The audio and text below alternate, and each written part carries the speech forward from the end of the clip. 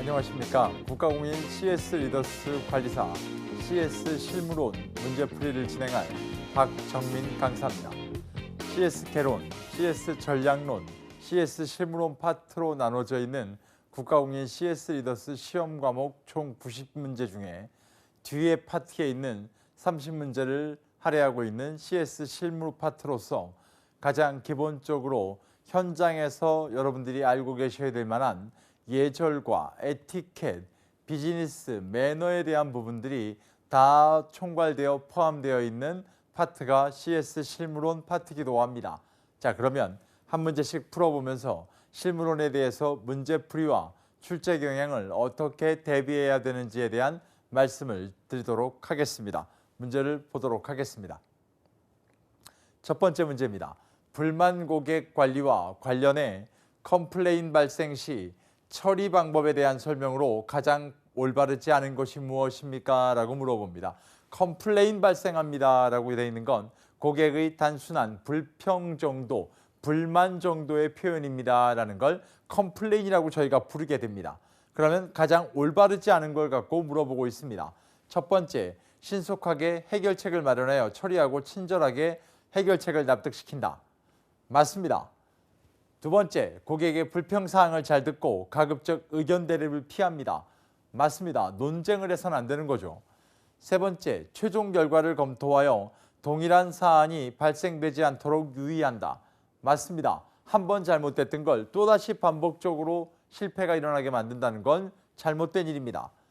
네 번째, 요점을 잘 파악하여 고객의 착오는 없는지를 검토한다. 굉장히 중요한 내용 중에 한 가지고요. 고객의 착오가 없는지를 판단하는 관점은 이 과정은 굉장히 중요한 관점 중에 한 가지입니다. 알맞은 내용입니다. 5번, 회사 방침과는 별도로 가급적 자신의 권한 안에서 해결하는 것이 좋다. 이렇게 할 수는 없습니다. 회사에 룰이 있고 표준화 매뉴얼이 있는데 함부로 내 권한을 갖고 판단한다는 건 쉽지 않은 내용입니다. 5번 내용을 충분히 객관적으로도 풀어낼 수 있는 문제 유형이기도 합니다. 다음 문제 보겠습니다. 다음 중 코칭의 단점에 대한 설명으로 가장 올바르지 않은 것이 무엇입니까? 여러분, 코칭 그러면 한 가지만 기억하십시오. 1대1입니다.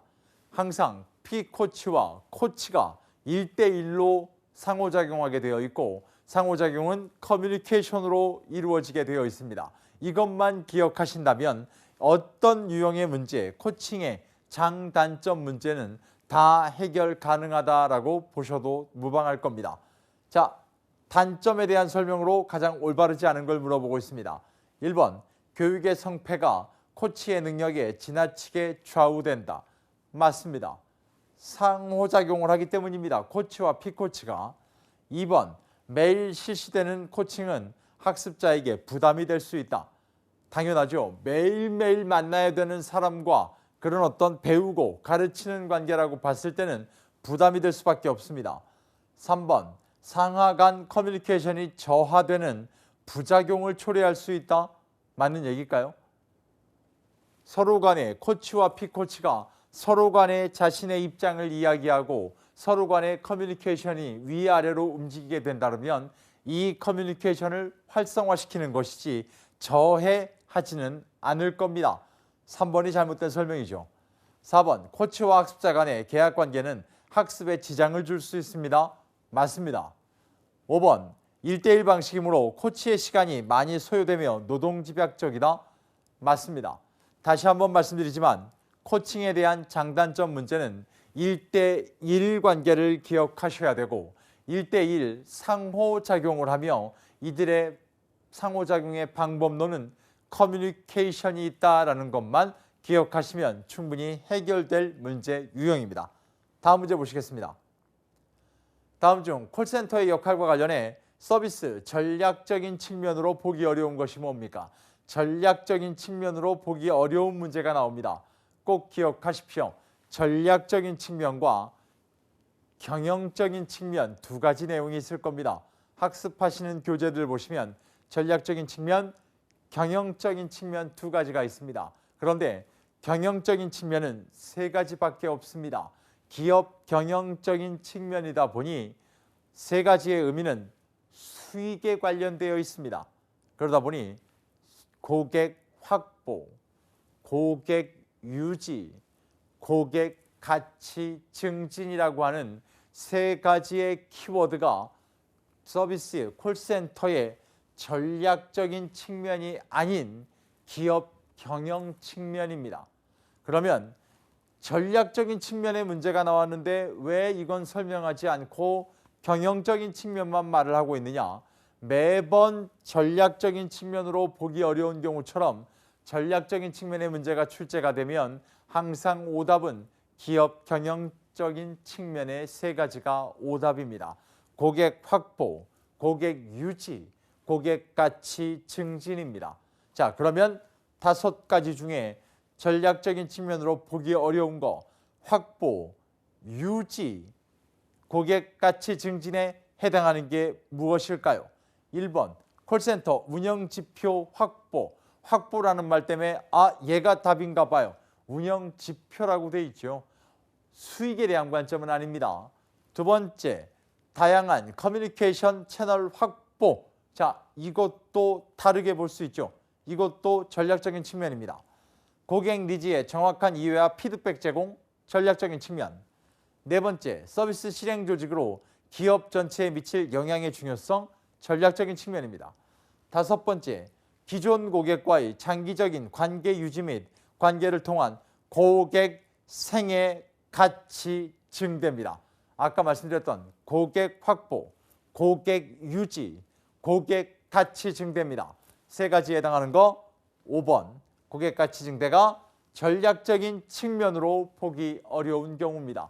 다시 한번 말씀드리지만 매번 문제는 서비스의 전략적인 측면이 출제됩니다.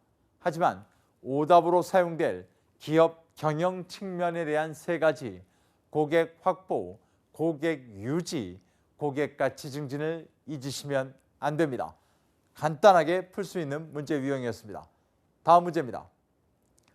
다음 중 텔레마케팅과 관련해 스크립트의 필요성에 대한 내용으로 가장 올바르지 않은 것. 스크립트라고 부른다는 건 저희가 고객 응대 시나리오라고 부릅니다. 그렇다 보니 텔레마케팅에 사용되는 아웃바운드 콜에서 가장 많이 사용되는 필수품이기도 합니다. 그렇다면 가장 올바르지 않은 걸 물어봅니다.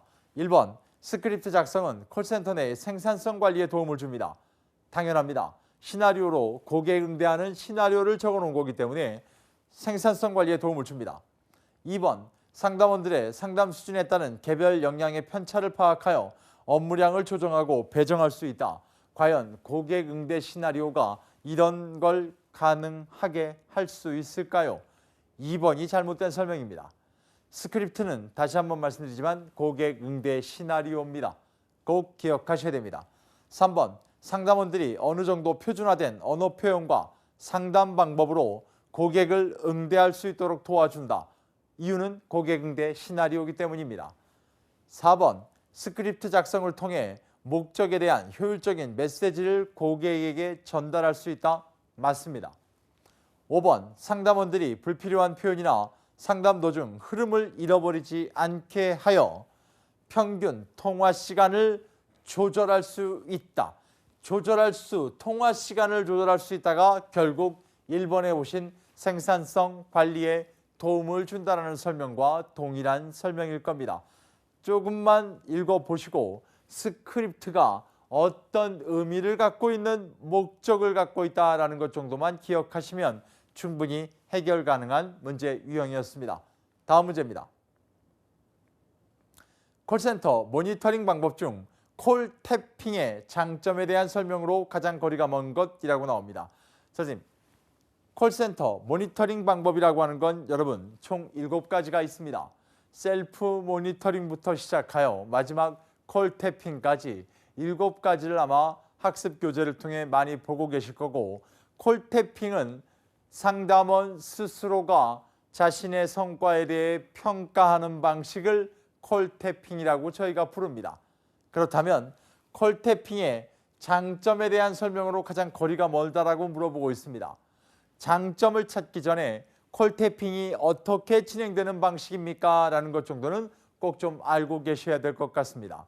상담원 자신이 스스로 평가하는 방식입니다. 자, 그럼 1번 QAD가 대기하는 시간을 줄일 수 있습니다. 맞습니다. 상담원 자신이 자신의 성과를 평가하기 때문입니다. 2번 피드백과 성과의 즉각적인 연결이 가능하다. 맞을까요? 맞습니다. 3번 자신의 콜을 듣고 콜 처리에 대해 객관적으로 평가할 수 있다. 맞습니다. 상담원 자신이 스스로 평가하는 방식이기 때문입니다. 4번 대화 방식을 이용하여 코칭이 가능하다. 분명히 콜태핑은 상담원 스스로가 자신의 성과를 평가하는 거라고 말씀드렸는데 누구와 대화 방식을 사용해야 될까요? 4번이 잘못된 설명입니다. 5번 모니터할 기간을 계획하여 유연성 및 컨트롤 향상을 기대할 수 있다. 이것도 맞는 설명입니다. 네 가지 맞는 정답의 내용은 잘 보시면 상담원 스스로 자신의 성과를 평가합니다. 라는 특징과 연계시킬 수 있는 내용이기도 합니다. 기억하셔야 됩니다. 키워드로 기억하시기를 바랍니다. 다음 문제 보겠습니다. 다음 중 비즈니스 상황에서 엘리베이터를 이용할 경우에 예절로 가장 올바르지 않은 겁니다. 엘리베이터 예절에 대해서 지금 물어보고 있습니다. 자, 이래놓고 봤을 때 엘리베이터는 VIP, 외부 인사보다 언제 탑니까? 먼저 탑니까? 나중에 탑니까? 안으로 엘리베이터 안으로 탑승한 다음에 상석이 어느 방향입니까? 내릴 때는 누가 먼저 내려서 방향을 안내해야 됩니까? 이런 관점의 내용이 줄을 이루게 될 겁니다. 자, 그럼 올바르지 않은 내용입니다. 1번 엘리베이터는 여러 사람이 이용하는 밀폐된 공간이기 때문에 큰 소리로 떠들거나 통화를 하지 않도록 주의한다. 맞습니다. 2번 처음 손님이 방문했을 경우 손님보다 먼저 타고 내릴 때는 손님보다 나중에 내리는 것이 좋다. 객관적으로도 잠깐 생각해 보시면 전제 조건은 분명히 처음 방문한 손님이라고 얘기하고 있습니다. 처음 손님이 방문했을 경우에 손님보다 먼저 타서 뭔가를 하고 내릴 때 손님보다 나중에 내린다는 것은 맞는 설명이 아닐 겁니다. 2번이 잘못되어 있습니다. 3번 이미 방향을 잘 알고 있는 윗사람이나 여성과 함께 엘리베이터를 이용할 경우 윗사람 또는 여성이 먼저 타고 내리는 것이 좋다. 여기에서 잘 보면 위에 보기와 달라지는 게 이미 방향을 알고 있다라고 나오고 있습니다. 4번 사람들이 많고 복잡한 엘리베이터 안쪽에 위치하고 있을 경우 정중하게 무슨 층, 몇 층 부탁드립니다. 라고 부탁하는 것은 예의에 어긋나지 않는다. 맞습니다. 엘리베이터 버튼 앞에 서게 될 경우 다른 사람을 위해 버튼을 눌러주고 제일 나중에 내릴 수 있는 여유와 매너가 필요하다. 맞는 설명입니다.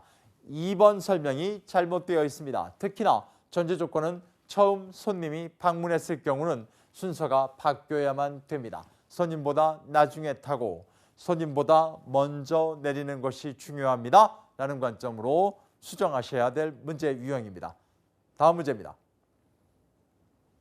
다음 중 비즈니스 상황에서 지켜야 할 전자우편, 이메일 얘기합니다.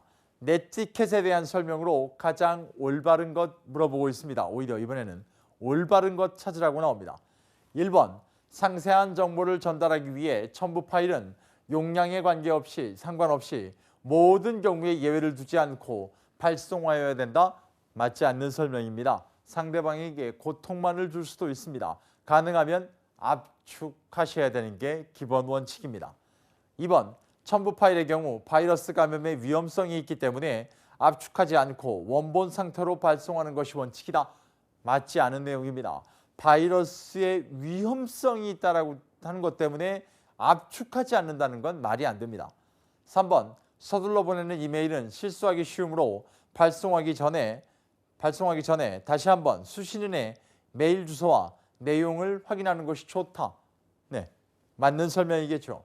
4번 수신인의 동의에 상관없이 유머 메일 또는 정보성 메일을 통해 상대방의 유대감을 강화하는 것이 중요하다라고 나옵니다. 이건 잘못된 게 수신자 동의를 받으셔야만 됩니다. 상관없이 한다는 건 마치 스팸과 똑같습니다. 5번 이모티콘 또는 해시태그 등을 적극적으로 활용하여 이 말 자체가 잘못되어 있죠. 적극적으로 활용보다는 제한하시는 쪽으로 가는 게 맞습니다. 자, 이렇게 따지면 답은 아까 말씀드린 3번에 해당하는 내용입니다. 실수하기 쉬우므로 발송하기 전에 다시 한번 수신인의 메일 주소와 내용을 확인하는 것이 올바른 방식입니다. 이 상태로 기억하시면 됩니다. 다음 문제입니다. 국제 비즈니스 에티켓과 관련해 올바른 테이블 예절에 대한 설명으로 가장 거리가 먼 거. 테이블 예절에 대한 걸 물어보고 있습니다. 가장 거리가 먼 거. 테이블에서 화장을 고치는 것은 예의에 어긋나므로 주의해야 됩니다. 맞습니다. 2번, 식사 중에는 담배를 피우지 않는 것이 좋습니다. 맞습니다. 3번, 큰 소리로 웨이터를 부르는 것은 예의에 어긋나므로 주의해야 됩니다. 그래서 살짝 오른손만 드시면 됩니다. 4번, 식사 중에 손으로 머리나 귀, 코 등을 만질 경우 손으로 빵을 먹을 때 비위생적일 수 있기 때문에 가급적 자제한다. 꼭 기억하셔야 될 내용이기도 하고 빵을 드시는 식사 자리에서는 특히나 명심하셔야만 합니다. 스푼을 이용해 스프를 먹기 힘들 경우 식기를 들어 직접 마셔도 예의에 어긋나지 않는다. 아시겠지만 국제 비즈니스 식사 예절에서는 여기 나오는 식기 또는 선생님 접시에는 손과 입은 절대 대실 수 없습니다. 꼭 기억하셔야 됩니다. 식기뿐만 아니라 스프를 담는 접시 등 이런 것들은 직접 손과 입을 대시는데 안 됩니다. 그 관점만 기억하시면 될 것 같습니다. 그럼 이 문제도 5번이 설명이 올바른 테이블 예절에 대한 설명으로 거리가 먼 것으로 예측하실 수 있는 문제입니다. 다음 문제입니다. 다음 보기 내용에 해당하는 회의의 명칭으로 가장 올바른 게 뭡니까? 자, 그럼 회의가 여러 개 나옵니다. 보기를 보겠습니다. 서로 상반된 견해를 가지고 있는 2명 이상의 연사가 사회자의 주도하에 청중 앞에서 벌이는 공개 토론회로서 자, 잠깐 보셔야 됩니다. 공개 토론회라고 나오게 되면 일단 2개입니다. 포럼, 심포지엄입니다. 2개로 나누고 청중이 자유롭게 질의에 참여할 수 있으며 저 부분을 갖고 정답이 나눠집니다. 공개 토론회, 포럼, 심포지엄.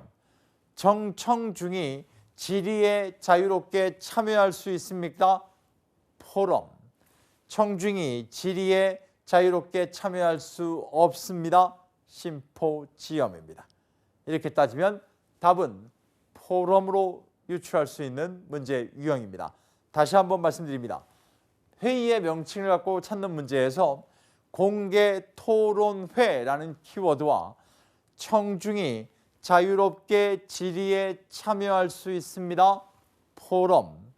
청중이 질의에 제한을 받습니다. 심포지엄. 이렇게 구별하시면 될 것 같습니다. 다음 문제 보겠습니다. 다음 보기 내용과 같이 소비자에 대하여 정의한 학자가 누굽니까? 라고 나옵니다. 자, 전략론에서 서비스 실패를 정의한 학자가 누구였습니까? 아까 문제를 보셨고, 실무론에서 유일하게 학자가 뭐라고 정의했습니까? 라는 문제가 여지껏 기출문제를 보면 출제됐던 패턴 중에 가장 많은 빈도수를 차지하는 게 지금 보시는 문제 유형입니다. 소비자에 대해 정의한 학자가 누굽니까? 자, 보기를 보겠습니다. 소비자란 개인적인 용도에 쓰기 위하여 상품이나 서비스를 제공받는 사람을 의미합니다. 여기에 키워드는 서비스를 제공받는 사람이라는 키워드입니다. 서비스를 제공받는 사람이라고 주장한 사람은 누구냐? 1번의 폰 히펠입니다. 다시 한번 말씀드리지만 학자가 정의한 내용들은 정의한 내용을 전체를 기억하려 하지 마시고 학자가 정의한 내용 중 가장 짧은 키워드를 가지고 학자의 이름과 연결을 지으시면 될 것 같습니다. 꼭 기억하셔야 됩니다. 아마 학습하시는 교재에 가또 이치로, 이마무라 세이와 다케우치 쇼미까지는 다 설명이 되어 있을 겁니다. 꼭 구별해서 기억하셔야만 될 것 같습니다. 다음 문제입니다. 소비자 분쟁 조정과 관련해 다음 보기 괄호 안에 들어갈 내용으로 알맞은 것이 무엇입니까? 소비자 분쟁 조정이라고 지금 얘기하고 있습니다.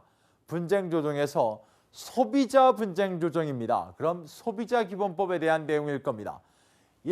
보기를 보겠습니다. 제1항의 규정에 따른 통지를 받은 당사자는 통지를 받은 날부터 며칠 이내라고 나옵니다.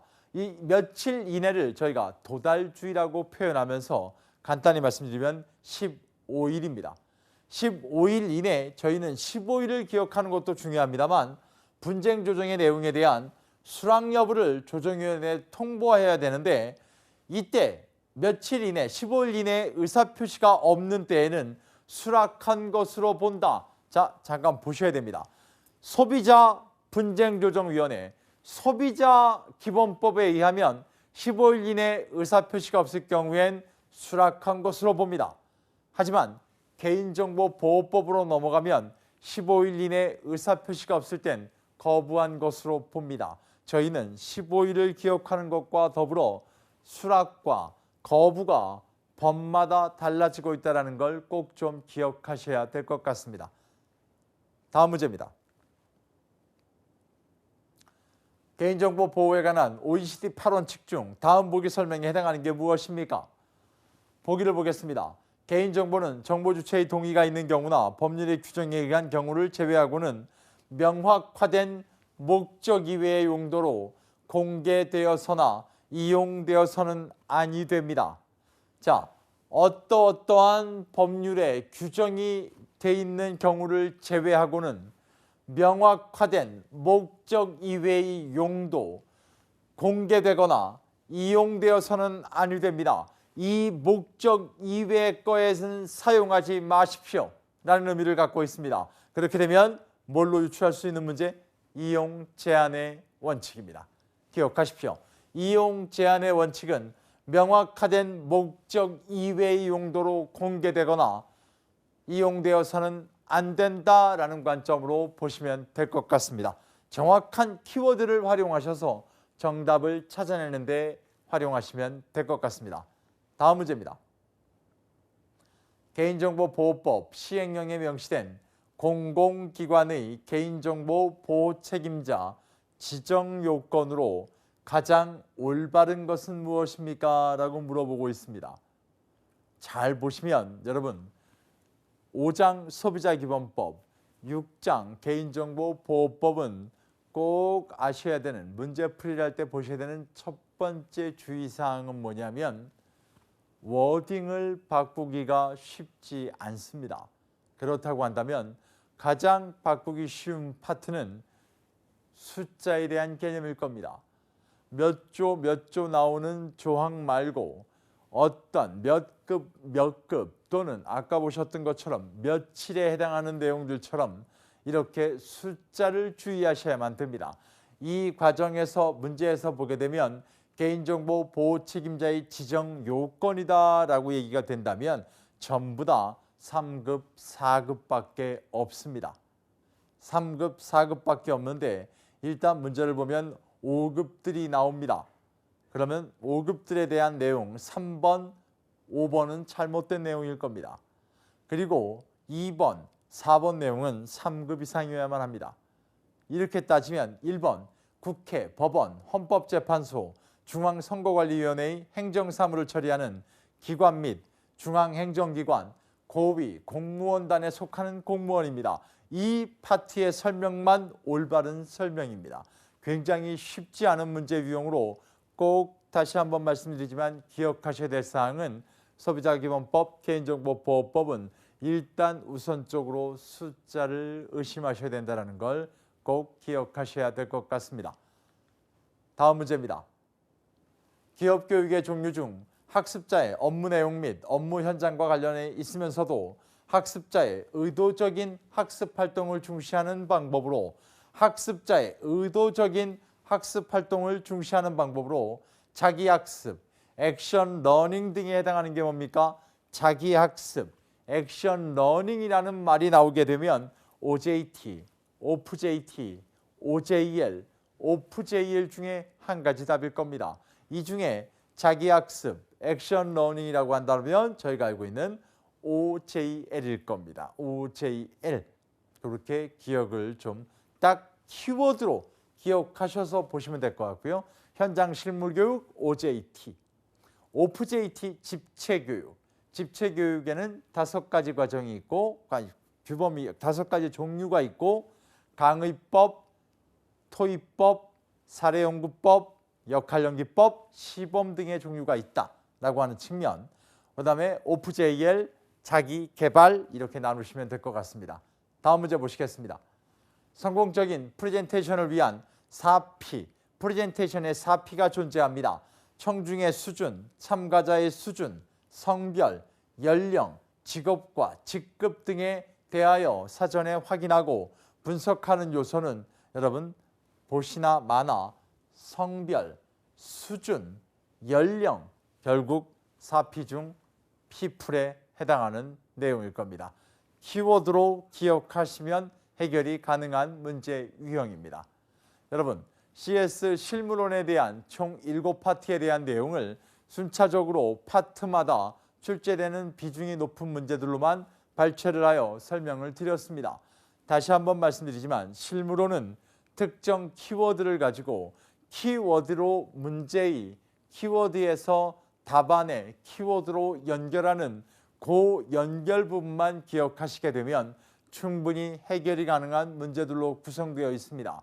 유일하게 5장 소비자기본법, 6장 개인정보보호법만 선생님들이 여러분이 준비하실 때 어떤 사건과 어떤 법령에 의해서 운영되고 특히나 숫자를 어떻게 기억해야 되는지에 대한 부분만 꼭 주의하셔서 시험을 준비하시면 월등한 점수로 CS 실무론도 합격하실 수 있는 충분한 능력이 되실 거라 믿어 의심치 않습니다. 이상 CS 실무론 문제풀이에 대해 설명드렸습니다. 감사합니다.